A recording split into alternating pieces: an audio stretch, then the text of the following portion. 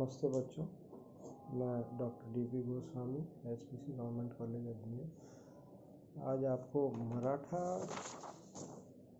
शक्ति के पराजय के कारणों पर अपने विचार व्यक्त करूंगा। जैसा कि आपको विदित ही है कि इतिहास में हर शक्ति की उदय के साथ ही उसका अंत निश्चित माना जाता है। संपूर्ण भारतीय इतिहास का अन्वेषण करने पर यह एहसास होता है कि समय समय पर इस देश में अनेक महत्वपूर्ण शक्तियों का उत्थान तथा पतन हुआ है। मुगल बादशाह अकबर के समय में जो शक्ति चरम पर थी, उसका ह्रास उनके अंतिम उत्तराधिकारी औरंगजेब के मृत्यु के पश्चात प्रारंभ हो गया था और उसकी शक्ति के पतन का मूल कारण मराठाओं को जाता है। छत्रपति शिवाजी ने मराठा शक्ति की स्थापना की। बालाजी विश्वनाथ बालाजी बाजीराव ने इसे ऊंचाइयों पर पहुंचाया था, लेकिन ये शक्ति ज़्यादा समय तक कायम नहीं रह पाई। इसके पीछे जो कारण माने जाते हैं, वो सबसे मुख्य कारण मुगल सत्ता का विनाश और अंग्रेजों की सत्ता की स्थापना। जैसा कि आपको विदित है, अंग्रेजों ने बड़े व्यवस्थित ढंग से इस देश में अपने पांव जमाए। बक्सर के युद्ध के पश्चात 1764 के बाद जिस तरीके से अंग्रेजों ने अपनी सत्ता का विस्तार किया, तो उसका सबसे पहले सामना मराठा शक्ति से ही हुआ और इस संघर्ष को मराठा शक्ति सह नहीं पाई और उसके पतन हो गए। पतन के अनेक कारण माने जाते हैं। जो महत्वपूर्ण कारण हैं वे क्रमानुसार इस प्रकार से हैं। सर्वप्रथम कारण माना जाता है परस्पर विश्वास का अभाव। मराठा जो सरदार थे, जिसमें मूलतः पेशवा, होलकर, सिंधिया, भोसले, गायकवाड़ इत्यादि आते हैं, ये आपस में महत्वाकांक्षाओं को लेकर लड़ते झगड़ते रहते थे।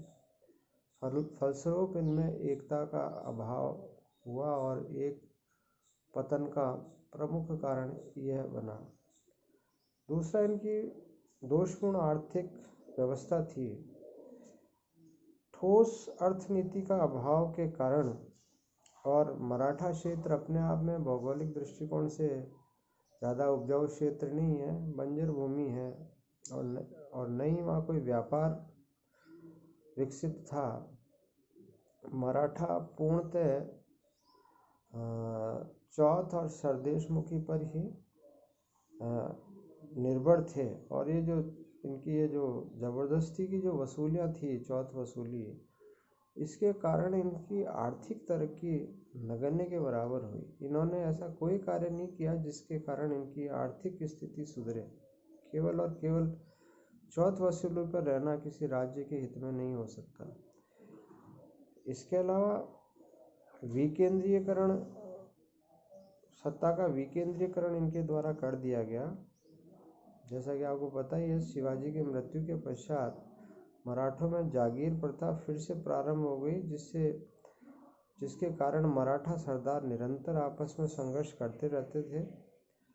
18वीं शताब्दी में अहिल्याबाई, तुकाजी, माधवजी, नाना फडणवीस जैसे योग नेताओं की मृत्यु के पश्चात उनकी जगह स्वार्थी और अदूरदर्शी तत्वों ने ले ली। फलस्वरूप यह भी एक पतन का कारण माना जाता है। अगला जो महत्वपूर्ण कारण माना गया है वो है आर्थिक विषमता। जैसा कि मैंने पूर्व में कहा, मराठाओं ने आर्थिक विकास की ओर ध्यान नहीं दिया।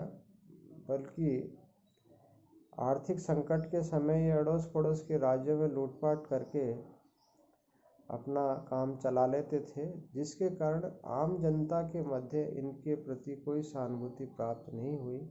फलस्वरूप आम जन में इनके विरुद्ध विद्रोह होने लगा और इनका पतन का एक बहुत बड़ा कारण यह भी माना जाता है। एक अन्य कारण दोषपूर्ण सैन्य व्यवस्था। किसी भी राष्ट्र को सुरक्षित रखने में सेना का बहुत बड़ा महत्वपूर्ण योगदान होता है, और यदि सैनिकों की व्यवस्था सुव्यवस्थित नहीं है तो मान के चलिए कि विदेशी आक्रांता या बाहरी आक्रांता कभी भी उनको पटकनी दे सकता है। शिवाजी ने सीमित साधनों को दृष्टिगत रखते हुए छापामार युद्ध पद्धति को स्वीकार किया था, जिसको मराठाओं उनके उत्तराधिकारियों ने त्याग दिया। फलस्वरूप उन्होंने यूरोपीय युद्ध प्रणाली को स्वीकार किया, जिसका मूल आधार आमने सामने की लड़ाई होती थी, और इस पद्धति में मराठा असफल रहे। उग्र राष्ट्रवाद का अभाव रहा। राष्ट्रवाद जैसा कोई भाव मराठाओं में नहीं पनप पाया, और इसके अतिरिक्त आत्मनिर्भरता नहीं थी। सुदृढ़ शासन व्यवस्था का अभाव था, योग नेतृत्व का अभाव था, और यह किसी भी राष्ट्र को ऊंचाइयों पर ले जाने में नेतृत्व का बहुत बड़ा योगदान होता है, और यदि योग्य नेतृत्व नहीं है तो उस राष्ट्र का पतन निश्चित मान के चलिए। और उधर से भारत में अंग्रेज शक्ति बहुत श्रेष्ठ थी और सुव्यवस्थित रूप से अपने शासन का विस्तार करती जा रही थी, और उनकी गुप्तचर जो प्रणाली थी वह भी अत्यंत उच्च किस्म की थी, जिसके फलस्वरूप मराठाओं के किसी भी कार्य को तुरंत प्रभाव से उनको जानकारी हो जाती थी, और वो उससे पहले जब मराठे वहाँ कोई आक्रमण की सोचे या कोई कार्य करे, उससे पहले अंग्रेज अपने सैनिकों को भेजकर उनके जो योजना थे उसको विफल कर देते थे।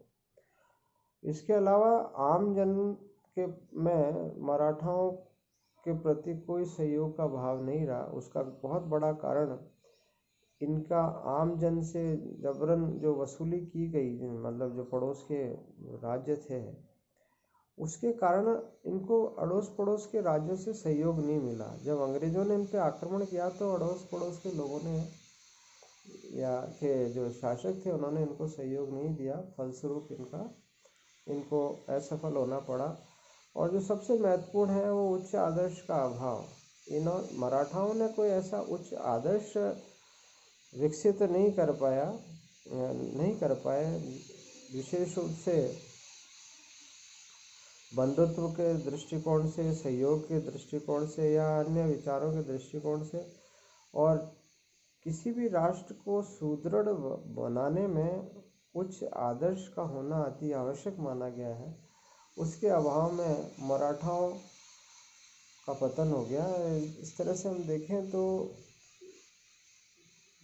शिवाजी के मृत्यु के पश्चात उनके उत्तराधिकारी ज़्यादा समय तक भारत में अपना शासन नहीं कर पाए, और बहुत ही कम समय में इनका जो साम्राज्य है उसका वह सिमट कर कुछ क्षेत्रों में रह गया, और अंत में तो स्थिति ये हो गई कि ये अंग्रेज़ों के पेंशन धारक के रूप में बनकर रह गए। आज बस इतना ही। धन्यवाद।